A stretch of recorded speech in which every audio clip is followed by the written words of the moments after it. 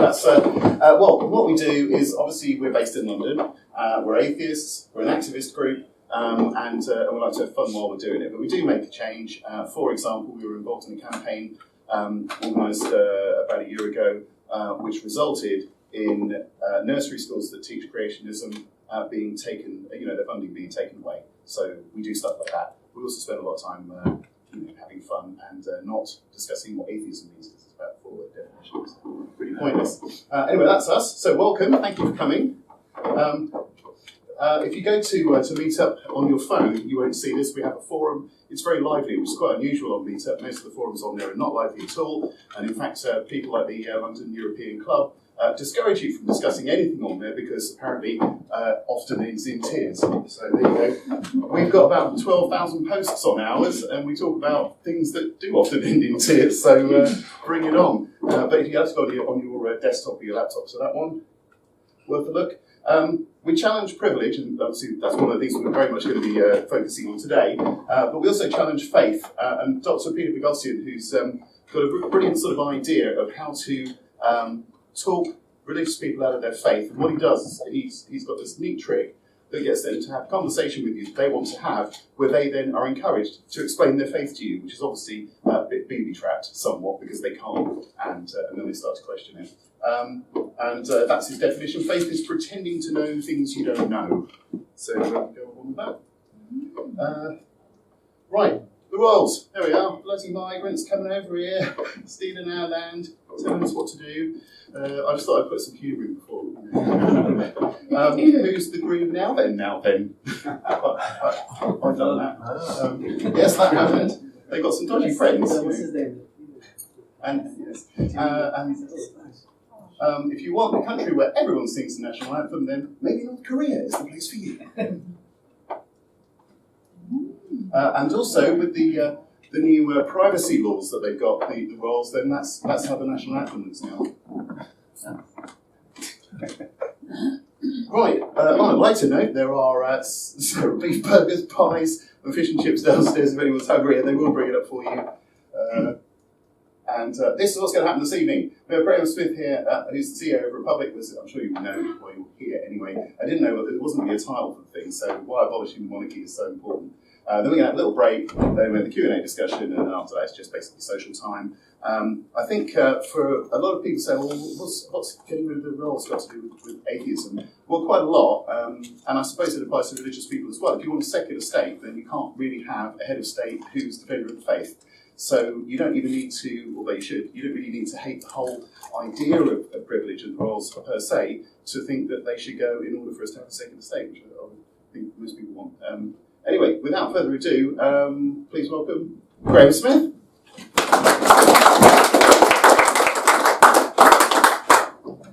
Thank you very much. Thank you for the introduction and for the invitation to come and speak. I think I came here, is it 3 years ago? February last year. 14. Maybe last year. It felt like a long time ago. But anyway, lots happened since. I am an atheist as well, although that's not really important, but I thought I'd mention that. So you can be worried about religion if you want to. We are, if I can use the phrase, a broad church, in the sense that Republic has support from across the social, atheist, religious and political divides. So it's not, it is to my mind a secular issue, and I think that atheists really ought to be on the side of republicanism for reasons I'll touch on a little bit later. But I want to kind of focus on the main reasons why we want to get rid of the monarchy. Now, this evening, if you haven't seen the news, it hasn't been headline news, but it's been in the news, Jeremy Corbyn is finally going off to the palace to do his little thing and become a Privy Councillor. And I think the Privy Council and that ceremony of his that he's going to have to perform is kind of illustrative and symbolic of what's wrong with the monarchy. It is, the Privy Council is kind of that bit between the government and the monarchy, which is where royal powers are exercised. The symbolism of kneeling before a monarch, of going to the palace, of having such a thing as the Privy Council is all wrong in a democratic society.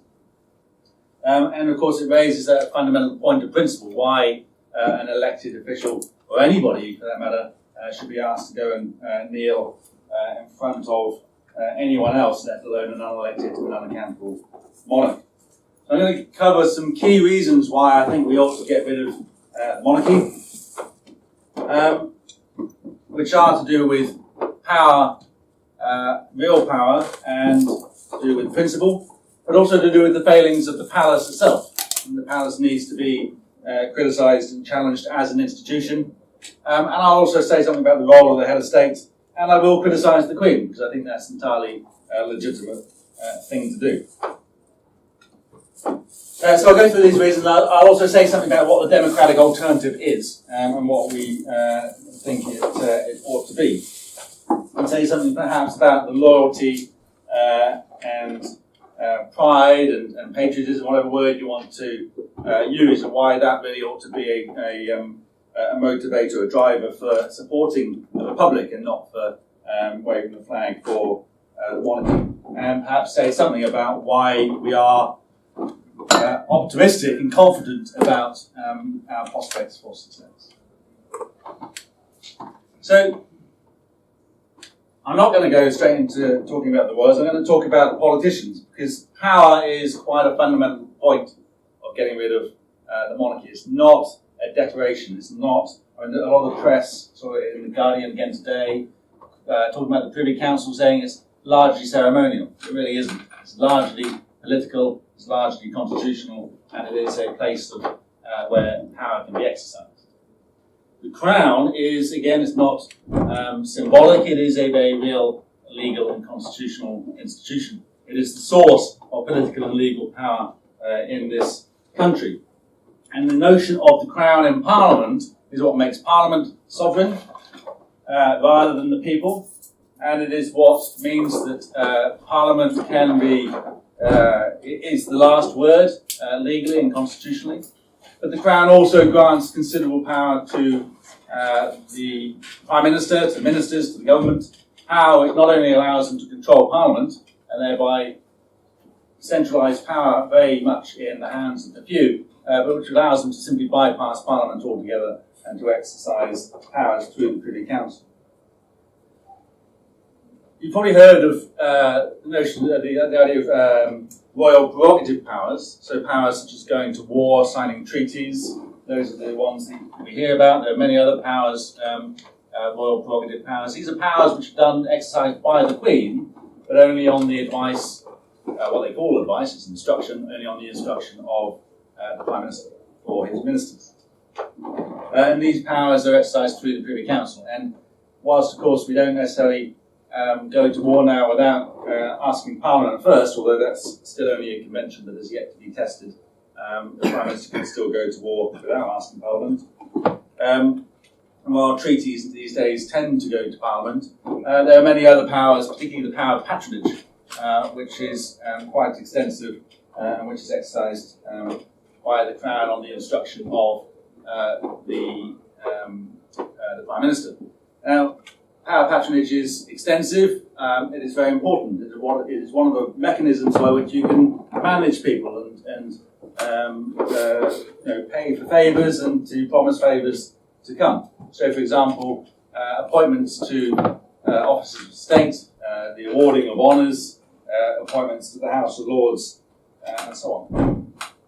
So that's quite a serious and significant power. The Privy Council also makes what's called orders in council, and some of these can have the force of primary legislation. So they have the force of a law passed by Parliament, but they don't have to go to Parliament. When you pass an order in council, unlike in Parliament, if you go to the Commons and you introduce a new law, you have to state that as far as your legal advice is concerned, this legislation does not contravene the Human Rights Act. If you introduce an order in council, in the Privy Council, no such requirement exists. Now, quite often these orders in councils are fairly bureaucratic, but they can be quite serious. And there are a couple of cases which have been quite serious and quite high profile. So, for example, you had Margaret Thatcher getting rid of the right of people that worked at GCHQ to join a union. that those people were employees of the Crown. Therefore, that decision was made through the Privy Council, and the unions were unable to challenge it because it was a Crown decision, and the courts couldn't rule on it. Tony Blair reversed this decision through the Privy Council in the same way, but didn't get rid of the power by which he did it. There were the Chagos Islanders who were thrown off their island home in the Indian Ocean back in the 60s, I think it was, so that the US could build their Navy base. They spent the next 40 years trying to fight their way through the British courts to get back home. The Human Rights Act gave them a fighting chance of doing that, and the government then said, hang on a minute, we don't want this to actually succeed, so they went down to the Privy Council, changed the law, and that was the end of that. And just recently, of course, we had the press commission, which came out of the Leveson thing. Rather than the Leveson inquiry, rather than put that through Parliament, where it can be properly debated and scrutinised and discussed by our elected MPs, they decided to do that through a royal charter, which is again exercising the power of the Privy Council. So the issue of becoming a republic and getting rid of the monarchy is about getting rid of the Crown as much as anything else, because that is a fundamentally undemocratic piece of our constitution. Power should be vested not in an institution such as the Crown, but in a constitution which makes the people sovereign and gives the people the last say, and puts limits on the powers of people that on the people that we elect to govern us. I also say that the Crown and the centralisation of power in the hands of the Prime Minister creates a huge obstacle to wider reform. Now, decades, a century later, we're still talking about whether or not we should elect the upper house of our Parliament. Most countries, that question has been answered a long time ago, and if you go around to places like Australia or America, you say that maybe we shouldn't elect our upper house, but instead let our party leaders appoint it, they would laugh at you and think you're mad. We're still having that debate, and that's because the Prime Minister controls the agenda, and ultimately in this country, if the Prime Minister doesn't want constitutional reform to go through, it's not going to happen. And the centralisation of power by the Crown helps them to do that. But also the existence of the monarchy creates a kind of a line of defence against radical constitutional reform. Because people immediately start standing up and saying, oh no, you can't do that, it's going to jeopardise the monarchy. It's going to jeopardise the position of Her Majesty. And people have literally said this in the Lord's debate. They've resisted getting rid of the remaining hereditary peers. They've resisted taking the Church of England bishops out of the House of Lords, and they've argued that they need this kind of regal, feudal infrastructure so that we can sustain the edifice of the monarchy. So it is a politician's monarchy. It's not there. Some people say that the monarchy somehow defends us against the excesses of politicians. It does absolutely the opposite. It is there to serve the interests of the monarchy and to serve the interests serve the interests of the politicians as well as the interests of the workers. And I'll come on in a bit about the actual role of the head of state herself and how that doesn't work and isn't independent. But as I said, it also serves the interests of the royal family. So we look at the palace. Some people will say, well, you can take all that away. You can reform the constitution, you can take away the powers, you can get rid of the Privy Council, but why not keep the monarchy? But the problem is the monarchy isn't worth keeping. It's not an institution that is fit for purpose. It's not one in which I think you can really find any great pride or one which is really suitable in a democratic society. It fails on pretty much every measure of standards in public life. It is deeply secretive. It willfully abuses its power and it intervenes in public life and in politics. So what am I talking about here? So obviously Charles is the obvious culprit in terms of intervening and interfering. We know from those letters that were released at the beginning of this year that he is willfully and routinely writing letters to ministers demanding that policies are changed and that his agenda gets a fair hearing well, not a fair hearing, a secretive hearing, a hearing behind closed doors. He wants to use and exploit his position to push his own political agenda. And his political agenda is, quite frankly, weird. He is eccentric. His environmentalism is a little bit off the wall. His approach to education is a little bit off the wall. His support of homeopathy is opposed by most of the medical profession.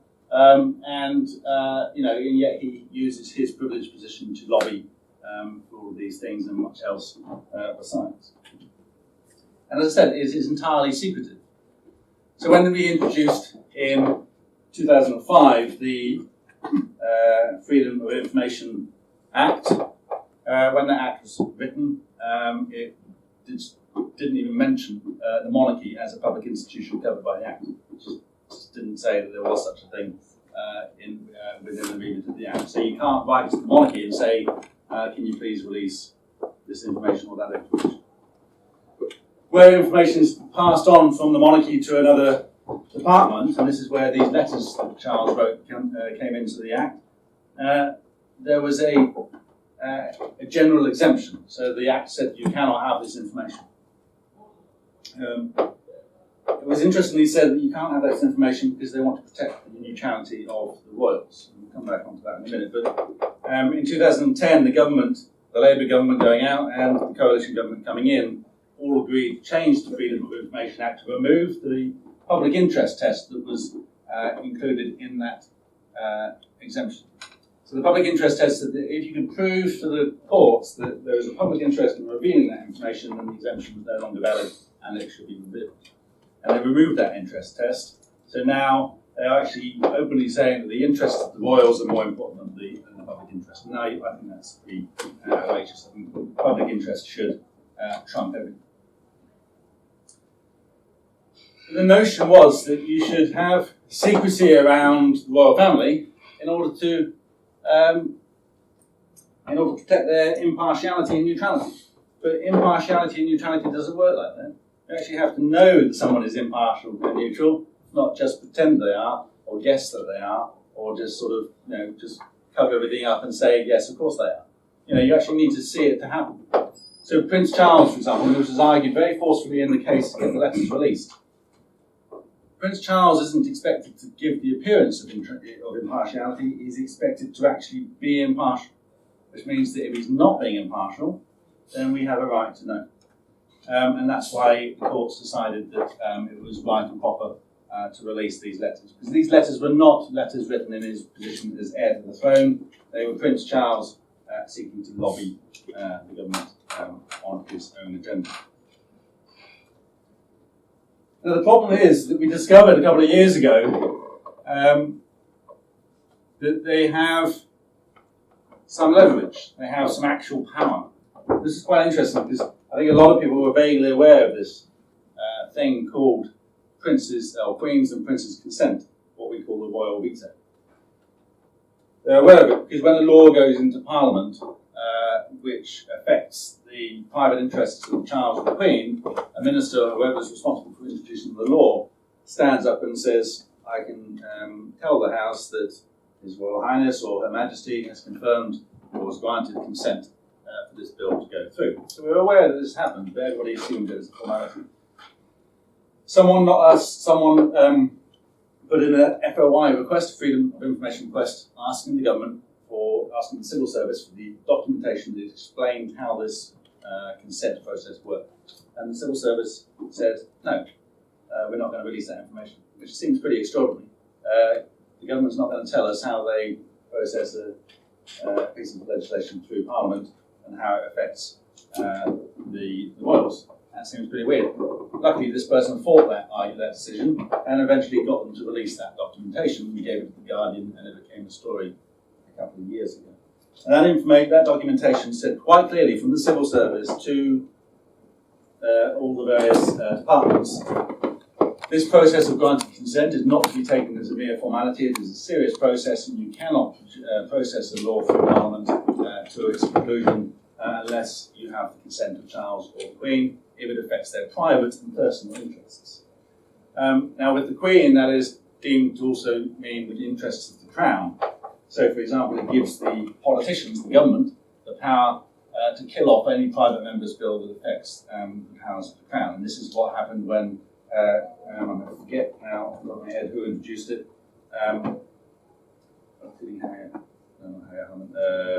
Claire Short was involved, but it was a bill back in the 90s to ensure that Parliament had the right to decide whether we go to war. It's a private member's bill. It wasn't probably going to succeed anyway, but the government simply killed it with this royal veto. In other words, the Queen killed it on the instruction of the Prime Minister. But of course, it actually does affect bills that affect their private interests. Now, what are their private interests? The Queen is the Duke of Lancaster. Charles is the Duke of Cornwall, which means they are employers, landowners, landlords, property developers. They have a lot of interests to protect.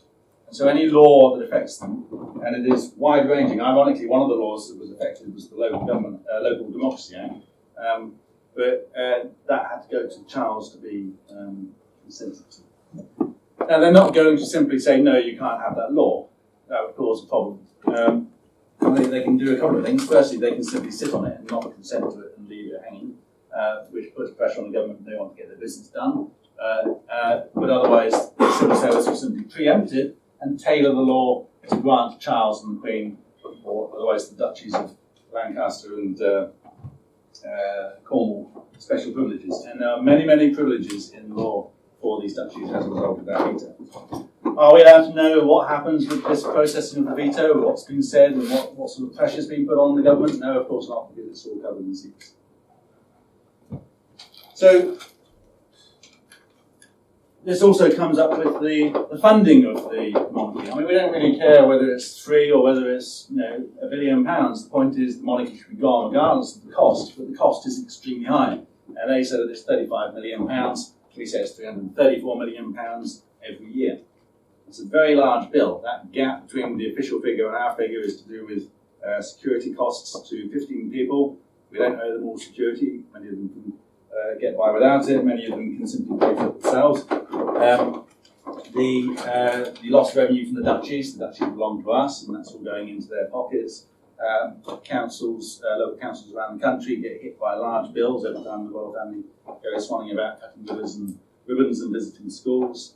So there's a mountain of extra costs. £334 million, that's a lot of money. Even £35 million is a lot of money, to be honest with you. The institution of the monarchy is only there to provide the state.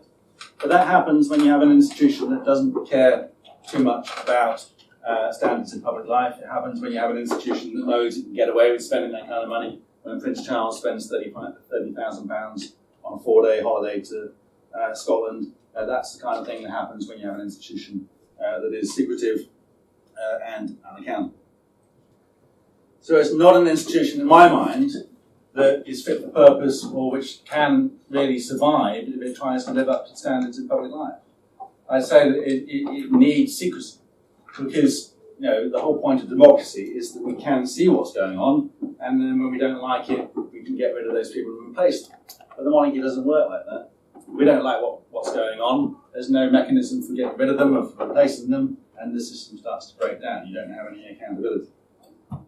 So you either have a monarchy with secrecy or you have democracy with openness.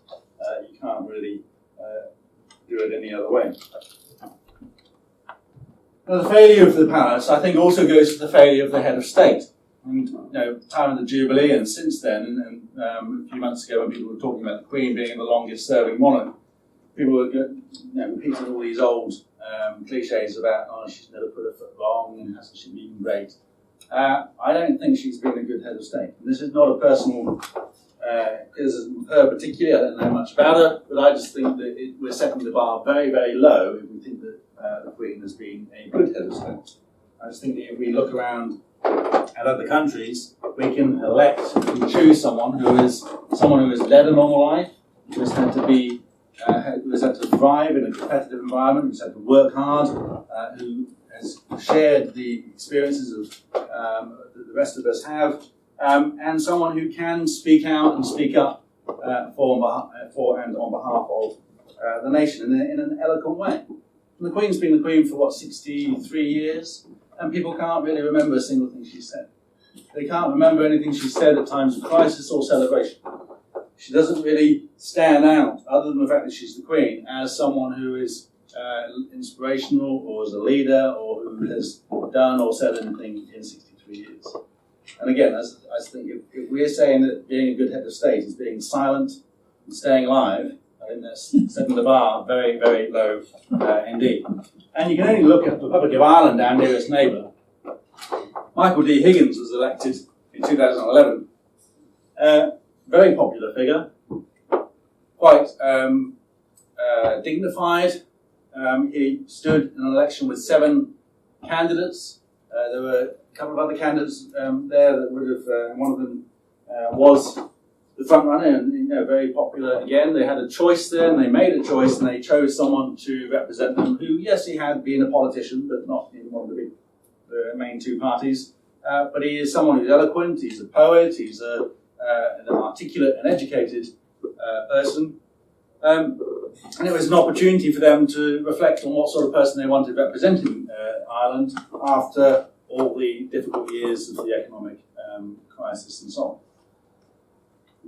I mean, Michael D. Higgins is someone that not only can carry off that role. If you watched a couple of years ago, I think just after he became elected, I just happened to catch a YouTube video of his Christmas message.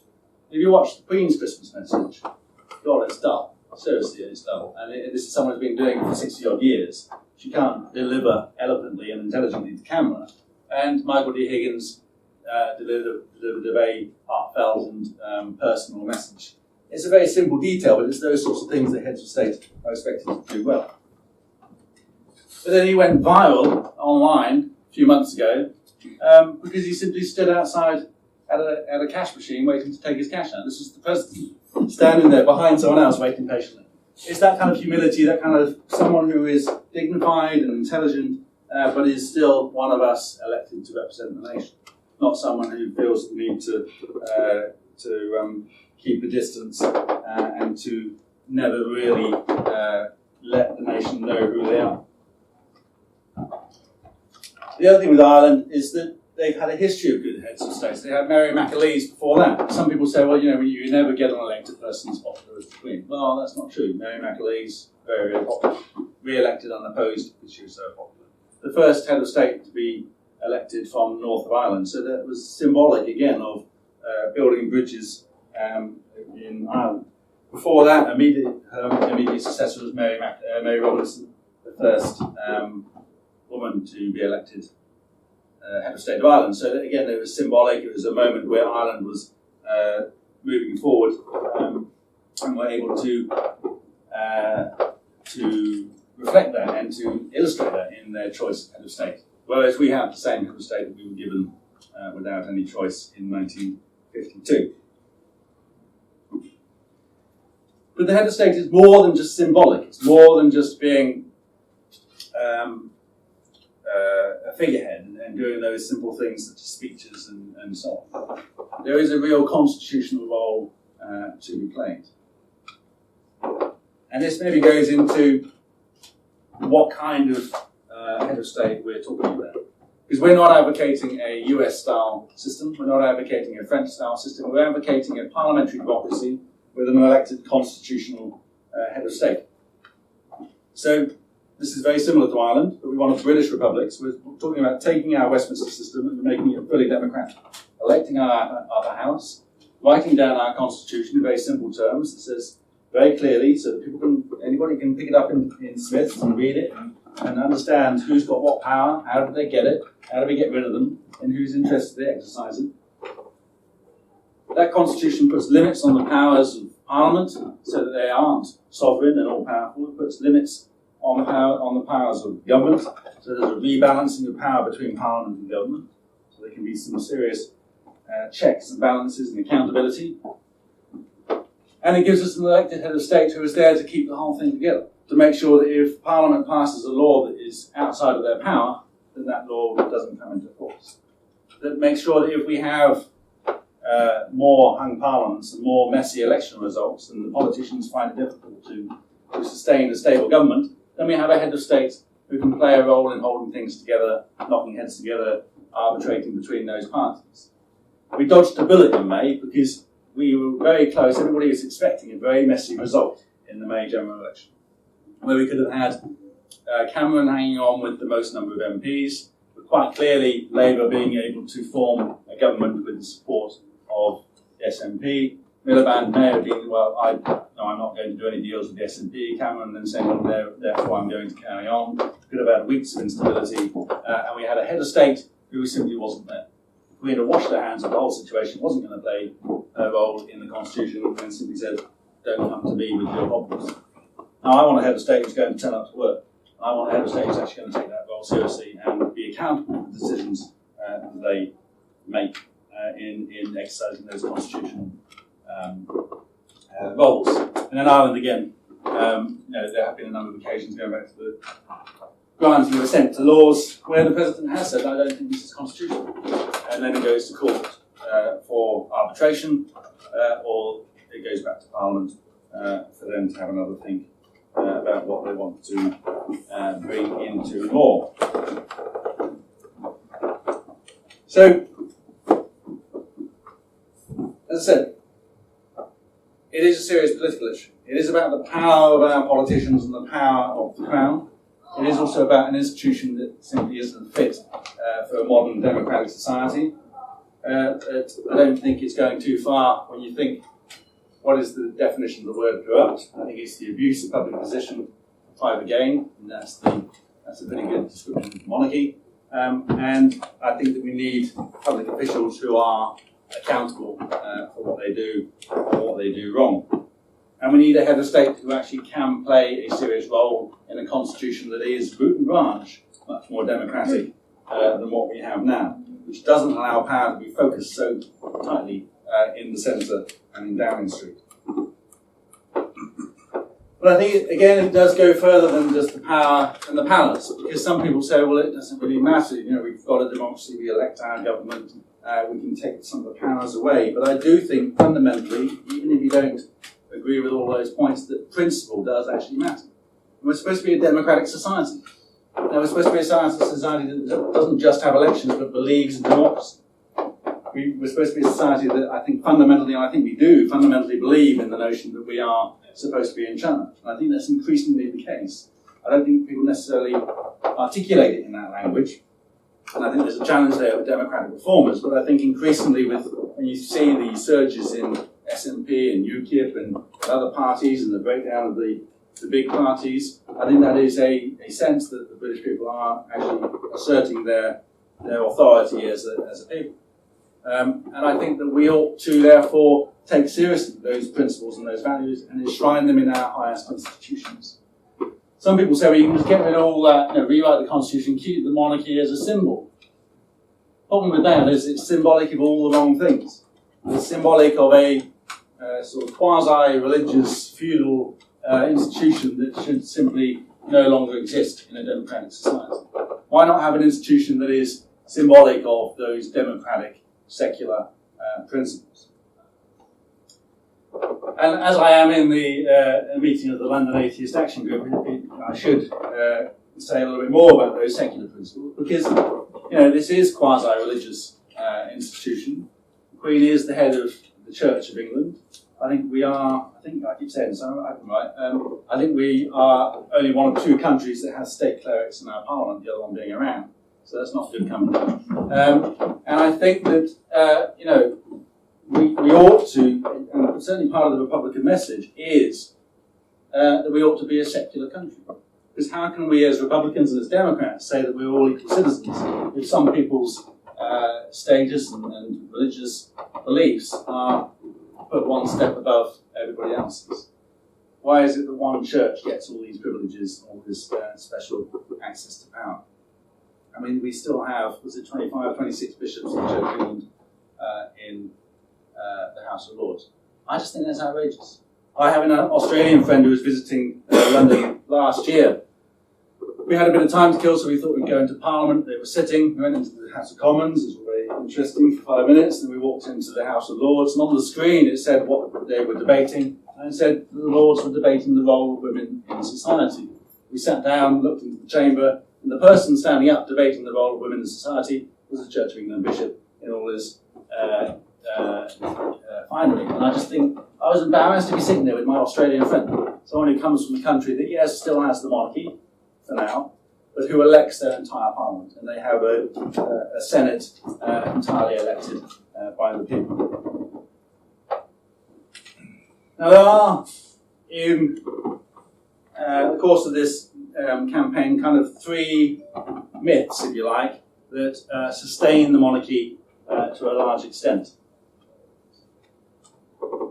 And I just want to touch on them because it just helps to maybe clarify a few points. And those three myths are that it unifies the country, which is another way of saying that everybody else likes it, so you should too.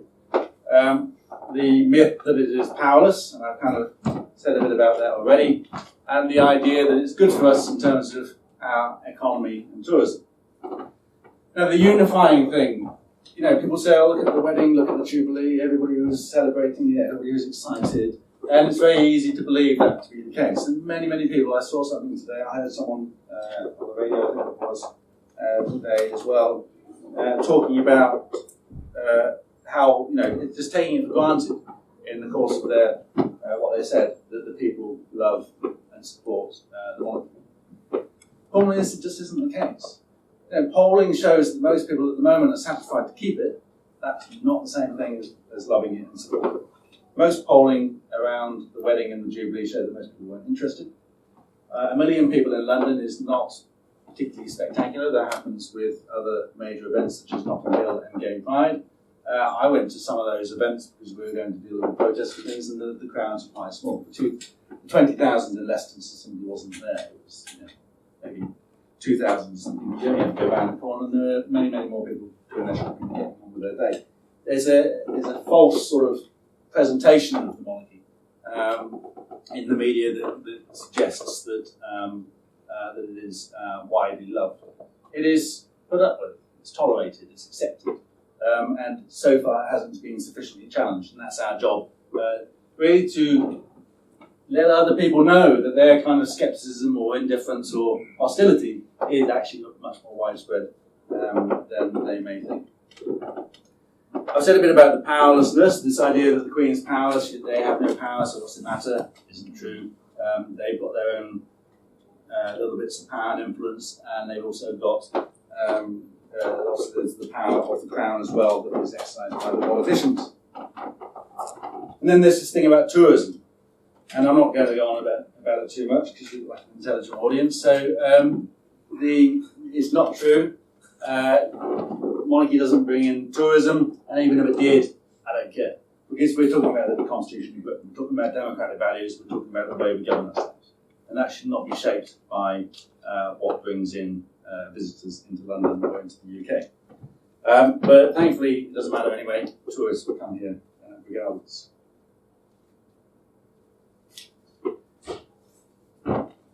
So, there isn't really anything left standing to defend the monarchy. I don't think there's anything that, I mean, some people say to me, is there one thing that would that you think is good about the monarchy? And I really can't see a single thing at all. And that's kind of compounded by the fact that there is this really good democratic, secular alternative on offer. A system, as I said, that is root and branch democratic, that is founded on really good, positive, inspirational, exciting values and principles, and which gives us the opportunity to elect all of our parliament, to have a government that doesn't get all its way all the time, to have a head of state who is there to represent us, not to run the country, but to represent us, and also just to be that extra check and balance in the system. I also think that the opportunity to change our constitution will be profound and very, very exciting. Of course, we're not going to do that unless we actually win the majority of people over to our cause.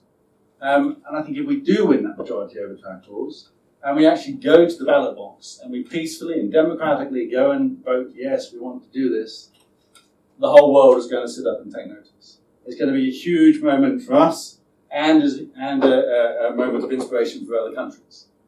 And so when people go on about our history, I'm fascinated by Britain's history, regardless of whether it's kings or queens or or the toll puddle martyrs or the suffragettes.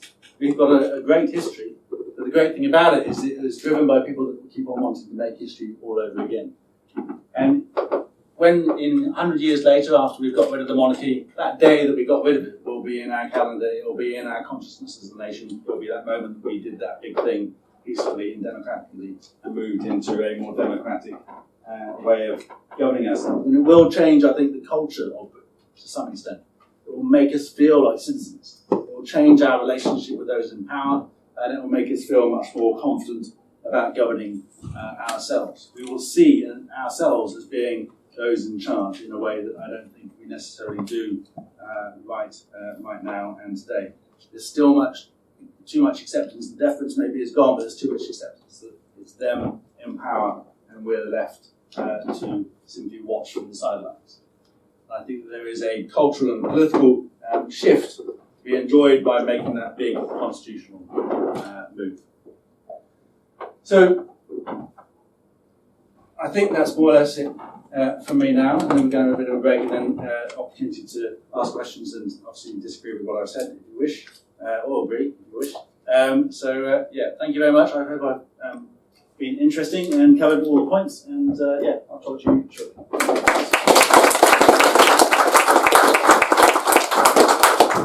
There we are. Well, that's part one. So go and get yourselves a drink, / do whatever you have to do, and come back in about 20 minutes, and then we'll do the Q&A, and then after that it's social time. And fabulous. I have to say, Republic is an extremely well-run organisation, and the apple doesn't fall far from the tree. Thank you very much for coming to talk to us today. Really appreciate it, and thank you very much for your time.